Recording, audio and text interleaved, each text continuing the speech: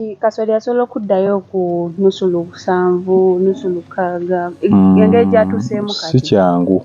si kyangu kudda mabega kati ebya Uganda nga obiraba buli ekinnya tekiddayo era kye kitugumizza. Ekyeza kati lowest price omuntu asuubira nusu 10,900 ewe watya era kye tusuubira ekitono naye nga kulinnya bulinnya paka wotuwa ku kintu ekinene entandikwa teba ntono.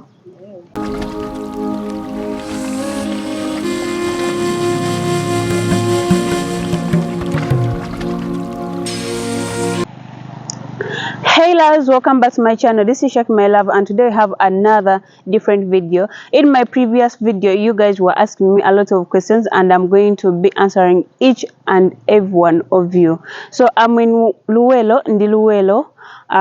in a village called Wachinyonyi, and we are here for maize still. So this is a season, we are in the season, actually people are about to harvest, and yeah, you're going to know each and everything that you would like to know about this thing.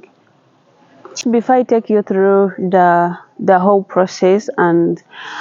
this is the view of the maize plantation that we are going to be talking about. You know, we're tugendo gundi tugendo banga togelako vyo jilaba kasoli mungi gena manya yenkana atya aliku eka ttaka yenkana ki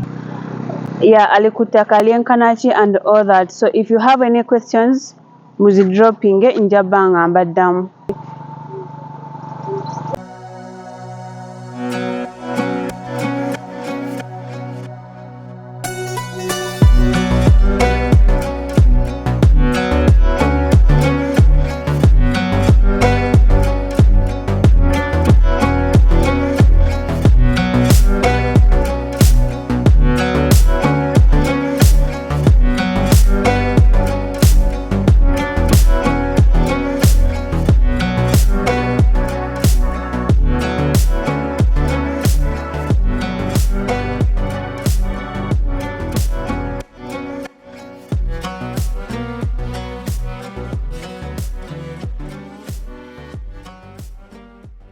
So guys, leo tuina farmer afe, one of the best farmers in Luwelo. Ayagendo tubanga tudiramu ebibuzo byonna byonna bye ngenda babuliza ebibuzo byonna bye badde mumbuuza, the best seedlings of variety to plant and all that. So zije baleko sewo. Zije baleko. So nze mpitibwa Shakira already. Fe twemanyi wani ino, so mwabatamanyi mugenda bamumanya kati tusaba kwogera kumanyako Mustafa nga ndi Luwelo gye mpangalira mu district y'e Luwelo. Sawa eno nga ndi wa Kinoni wano ku nnimiro nga ngezaako okubalaga engeri gye tuliwamu kasooli era kati waneeno ennimiro ya kati eri myezi 5 nga kati yatandise okukala naye nga just ettaka lyali ddungi ggimu nafuuyirawo kaloketi kokka kabuuka saateekamu kigimusa kwe kulabika nti afaana bw'ati naye nga kasooli si mubi afuna oba omulimi ng'omulimi bulungi kasooli afuna 2 ku sizoni ewedde. Tetumanyi aba agenda kubeera mu bbeeyi kikuno naye nga bbeeyi yesimbi kusinza kukiteekamu. So 1200 yebeera bbeeyi esingayo esobola okweyongerayo ne tuka ne 1500 naye ekintu kya kasooli kasaba nga abaze bulungi azitowa. Ensawo ebamu kilo 10, ensawo ebamu kilo 120 ku 150 kati ogenda obala ku 1500 nga kiwateekamu kivaayo bulungi. So yebeera obaze already nga amaze okukala. Nga amaze okukala waffe tutunda akaze tupima mu kilo. Gutuguza kakati omuntu wabanga ali eyo first of all kasooka nkubuuze kati bino eno yenkana kikwanga tulaba eli divided mirundi actually 3 mungi nnyo eli so ziri ka 5 senkingulu waliyo yika 2 n'ekitundu eno yika 2 n'ekitundu. So guys, muwulidde ekyengulu waliyo eno gye mulaba waliyo yika 2 kitundu n'eri maaso waliyo yika 2 kitundu yika 5. So yika 5 omuntu obeera ng'osimba obeera nga oli kusimba obeera nga omuntu yeetaaga kyenkana ki? Yika tugiteekamu wakati wa kilo 8 bw'oba ng'okoze nga tofuukise nnyo ng'amabanga malungi Abula kode no ali tite. So buli iko boji teka mu kilo 8 kilo 8 kakati nga tuvudde ku kya kilo kasooli kika kyono ono nasimba dike yasinga era kati gwe tukozesa okusinga awa bbeeyimu naye nga ojjamu ekintu ekituufu kati kilo ebiringa ku sentimita kilo ya dike fe ebirinnya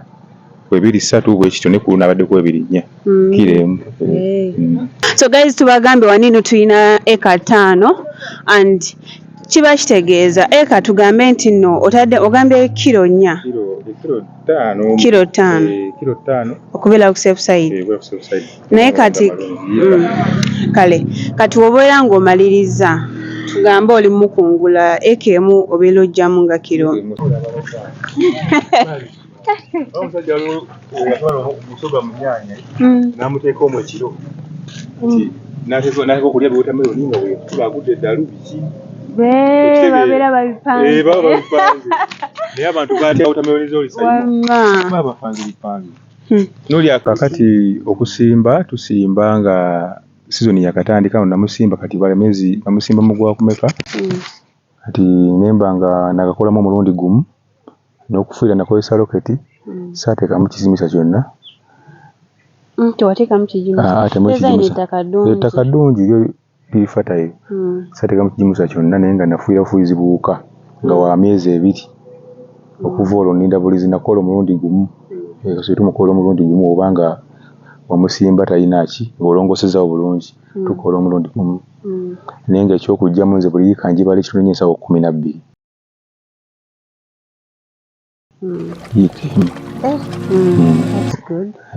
tamugaana kulama kuba enkuba etonye tugifunye mu bulungi mu budde bayira ng'ojogera ku nkuba eyo wabeera nga muto kati osimba mu sizoni ya nkuba lwetandika okutonnya ng'oteeka mu ttaka empeke kati weyaba avuddeyo ng'ekyatonya talina buzibu akaseera mu kisenyi nga waali mutala mulungi ne bwetonnya kasooli talina buzibu ekitta akasooli nga wa kisenyi amazzi ne gaba gakola ki gamwonoona ng'oluusi gabulira muli ne weetonnya talina buzibu ate kasooli ekirungi kye nti agumira omusana ne guba gwase osobola okukungula kitali ku bijanjalo n'ebirala asoba ng'okozesa egunja ennungi okozesa ensigo ennungi n'okutta obuwuka obw'omutawaanya kasooli talina nnyo amaanyi kati akatale keno kali katya akatale kadde kalungi sizoni ewedde mabega eri yalutawaanya akatale kabi batuseera ne sizoni ewedde sina kyenjogerako ebadde nnungi osobola okusimba kasooli n'akusala akusala kiva ku bbeeyi ndi kaseeba nga mbi oluusi wagula ensigo ya bbeeyi kuba oyo dikke tumugula bbeeyi ne batuuka ne bakujerega nti kasooli kiro ya nusu 600 twamutundako emabega eri naye kati abalimi bazzeemu ku maanyi kasooli nti ebbeeyi ebadde yaddeko kakati n'ekirala osobola tugambe kati nti ali kukala osobola okutuusa ekiseera n'ogamba maybe bali mugula nusu 1,000 nze kantereke era tumuterekera ddala abeera tawewuka tumutereka kasoba nga tuteekamu geza nga kukamula lyo obubuto obuwuka n'omuterekayo ebbanga naye ng'olero olina kubala ne bweba yalinnyemu katonotono ng'omufulumya kuba tesi kirungi sizoni eddako mumusangawo eyo naaba ate olwo agudde baba tebaagala mukadde omutereka waatakala obuwuka bumulya naye kati kiro ziba tezeesala nnyo kasooli omutereka tomutereka kiwanvu nnyo omuterekamu olaba kigaanyi ng'okireka ng'okitaate ng'osimba omulala sizoni eno esobola okufa ate eddako neekola ki kati olowooza nti kasooli asobola okuddayo ku nusu 7 nusu 6 engeri gyatuuseemu kati si kyangu kudda mabega kati ebya Uganda nga obiraba buli ekirinnya tekiddayo era kyekitugumizza ekiseeza kati lowest price omuntu asuubira nusu 10,900 ewe watyawo era kyetusuubira ekitono naye nga kulinnya bulinnya kati faama wali eyo omupya ayagala oyingira kasooli gwe wali muwadde amagezi gemuwa atandike butandisi oba nga olina ettaka kuba kasooli kyekintu ekyangu okulima tekitaaga nnyo kapito mungi okusinziira ku birimwa teyeetaaga nnyo ddagala lya kufuuyira teyeetaaga nnyo kubala sizoni nti ate omusana gwasa anaafa asobola okugumira omusana n'enkuba agigumira ne weba nnyingi ng'eno eya sizoni eno era okungula wakati gongambye oyina vundi eka 5 kati nze wenzija nga nina ka eka kange kamu entandikwa tebambi eyo kuba waliwo n'abatandika n'emisiri 2 naye waddamu ate waddamu n'agaziwa paka wotuwa ku kintu ekinene entandikwa teba ntono kakati okubanyonyolamu akatono kasooli mu mwaka mbamu season 2 tumusimba mu gwokubiri awo gwakusatu awo ne tukungula mu gwomukaaga then ate mu gwomusanvu gwa munaana kuba kusimba season esembayo mu mwaka mu December ne tweyagala kuba tuba mu kukungula kati eno season yesembayo tugitankira mwaka era yokungula mu December tugenda kungula mu December nga mulabye yakuze kati tulinda kala bukazi then to harvesting ekintu kyaffe era Christmas yawedde era sina kasooli wanabanga waliwo omuntu yenna nga yeetaaza ogula kabeeyi akanaba kalungi kasooli waali kuba December yenna agenda bakungula ate kasooli wange mulungi peke ennungi n'engeri gye muharvestingamu fuba olaba nga nkuuma omutindo. So omuntu asobola okujja n'agamba ngula musiri gwonna obangulako haafu oba kasooli eno okusinga ffe tutunda nga tumaze kukungula n'akala bulungi n'oguza omuntu ekintu ng'akirabako tutunda mu kiro. So buli ayagala ogula kasooli waali in variety ate mulungi ndowooza mugirabyeko emisooli egyagejja gyennyene kusingayo. If you want to buy maize oba oyagala okugula kasooli mu December, it's going to be ready, and I'm assuring you he's the best farmer. Benaaliyindabye mu kasooli nnene bye tubadde nabyo olwaleero omulimu waffe muwulidde ngenda banga nteekako ennamba zonna ezize oba oyagala amagezi, need anything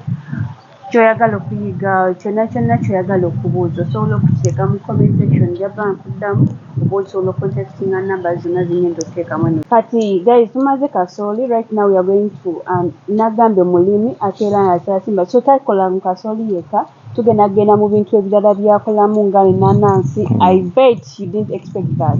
So tugenda genda mu nanansi, tugenda genda mu mwanyi, tugenda genda mu matooke. So be waiting for those videos